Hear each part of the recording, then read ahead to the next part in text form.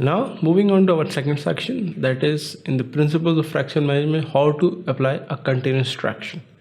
For example, if a patient had a femur fracture, we need to fix that by either closed reduction or open reduction methods, but then can we have some kind of a temporary methods for the bone alignment that includes traction?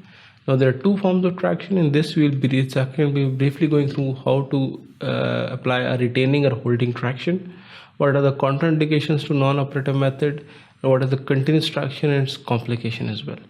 As I told you, if patient comes in with an adult patient and comes with a femur fracture, then probably we would require interlocking nail. But if, for example, straight away you cannot take that patient for an interlocking nail, then is there a way but for the you can bridge temporarily, can give some kind of a form of a splintage or some kind of stability to the fracture by the time you take the patient to OR for surgery, and that is in form of either traction. That is where the traction comes in.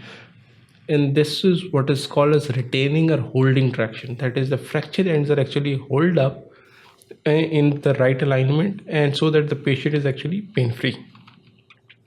What are the methods of holding reduction? This includes continuous traction, which could be in form of, or it could be in form of cast splintage.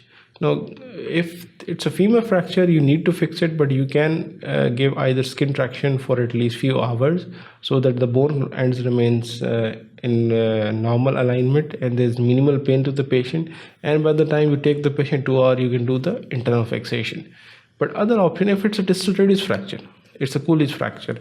Now, for the Cooley's fracture, before you reduce it under GA or under anesthesia, you can give it a splint, and so that by the time patient is at least pain-free for the time being and there is minimum amount of movement. This could be in form of cast splintage, and once the close reduction is done, then POP can be given completely. Other is could be in form of functional bracing. Functional bracing is usually utilized when we want healing of the fracture sites to occur, so that the patient can continue with its daily activities. Classical example is a fracture humerus brace, or when there is a fracture of humerus. Usually it's given a functional type of a brace is given, in which patient is able to move his or her elbow as well as forearm, but actually the fractures are fixed in form of a brace, and they continue to heal by the time the patient can carry out his daily activities. Then the most important method of holding reduction is in form of internal fixation. Internal fixation means plates, screws and nails. That is actually the bone ends are hold up together in form of a rigid fixation in form of plates, or it could be in form of a dynamic fixation in form of nails.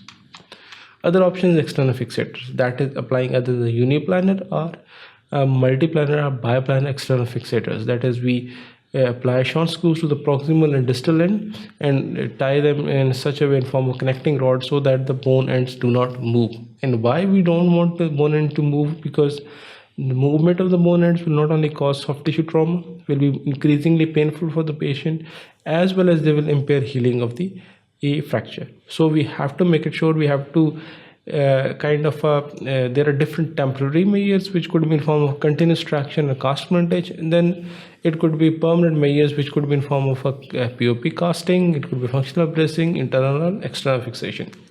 Now we have to make it sure that we have to give some kind of a splint before we do the definite fixation in any form.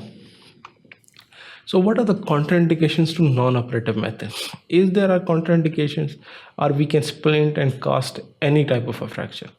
Yes, there are. Contraindications include inherently unstable fractures. For example, if it's a femur fracture, as you know, the femur has fracture fragment can move in anterior posterior medial lateral plane not only, but it can also rotate on its axis as well.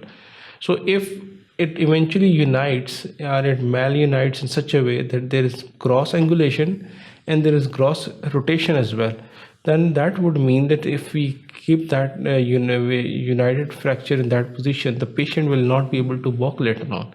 So if this is kind of a classical example that in which there are so many muscles which are attached to a bone that they make any fracture classically inherently unstable, which actually needs fixation in form of interlocking nail. So you cannot apply either a splint or a traction or a continuous POP type thing for a femur fractures. Others multiple fractures. If there's polytrauma, polytrauma must be fixed because it actually reduces the morbidity and mortality, and even the energy severity scores are very high, so they need aggressive therapy for that. For example, if a patient has bilateral femur fracture, bilateral tibia fractures with one-sided shoulder or dislocation, so if this is the kind of a scenario, then you cannot treat this kind of a patient conservatively. You have to fix all the bones so that the patient can be mobilized early, which would reduce the morbidity and mortality in these kind of situations. And the other include fractures in a confused or uncooperative patients. For example, a patient had a head injury with associated femur fracture. Now this is a kind of a polytrauma as well as a confused state in which we have to fix the bone as well as treat the head injury. Then again, whether we have to treat the head injury first because it's part of ATLS, but we have to remember that it's not that we can treat this kind of a patient conservatively. We have to fix it, which could be fixation means in form of plates or nails, depending upon what type of fracture it is, what is the geometry of fracture. So coming to the method of continuous traction. Now continuous traction is actually pulling the bone continuously. For example, if the patient has presented in ER with a femur fracture and would require definitely fixation in form of an interlocking nail, but yes, there are other patients as well who had to be taken to OR first, which have presented early, and probably there are multiple polytrauma patients as well, so they need to be fixed early. So what to do with that kind of a patient? We can put that patient for a skeletal traction so that by the time in few hours time we take that patient to OR, the bone ends remain aligned, there is minimal pain, there is minimal internal soft tissue damage. That is can be done in form of continuous traction. Continuous traction is could be in form of the traction applied to the limb is distal to the fracture. This is the only traction which is, if you see, this is with the old Thomas splint kind of a thing in which the distal end of the femur which has got fractured is actually in continuous traction, and the proximal end actually remains aligned in such a way. Then it exerts continuous pull in the long axis of the bone. It's useful for the shaft fractures, especially in case of the femur, oblique or spiral fractures. Now it was invented basically to in the late World War II area, because that was the time when actually the soldiers have to be shifted back to the hospitals. So what to do when they are being shifted? The bone has to be kept aligned so that there's minimum soft tissue trauma, there's minimum pain to these people who had sustained injuries, especially the femur. So this was the splint that was invented by that time, and that was actually a kind of a temporary measure in which before we do the definitive fixation, is just a kind of temporary measure so to keep the patient's fracture stable for temporarily. That usually the problem is with the displaced with the muscular contraction. That is why it cannot be in a definitive treatment, because when patient, you cannot keep a patient for 4 weeks in one position, because that will produce bad sores, that will produce a lot of problems, that will produce venous thrombosis, and then if the patient already had some kind of issues, especially with the heart problems, that would be disastrous. It will increase the mortality and morbidity of the patients. So that is actually a temporary measure. Before we definitely fix it, we can use this kind of a measure just to keep the bones aligned. And it's actually used for acetabular fractures with femoral head subluxation, although not all, but yes, if the pelvic fracture is in such a way that it can be managed conservatively and it falls in the category that it can be managed conservatively, continuous traction is a good option by which we can pull the femur down and allow basically the fragments of the pelvic fracture acetabulum to retract back and then eventually unite over a period of time. Now, what is different types of continuous traction? Actually, continuous traction does not hold fracture still, which is important, we need to remember. It pulls long bone straight, and it's also safe enough if not used excessively. Usually not more than 5 pounds of weight can be put on this. 5 to 10 pounds is the upper limit. If you put more than 5 kgs of weight, it actually either if it's a skin traction it will come down, or if it's a skeletal traction, although it's not more than that, you can put it out. What are the different traction methods? Traction is given by the gravity. If you see it over here, this is actually pulling in this direction, if this is the form of a skin traction in which the weight is attached in this way so that the femur is actually pulled in this direction.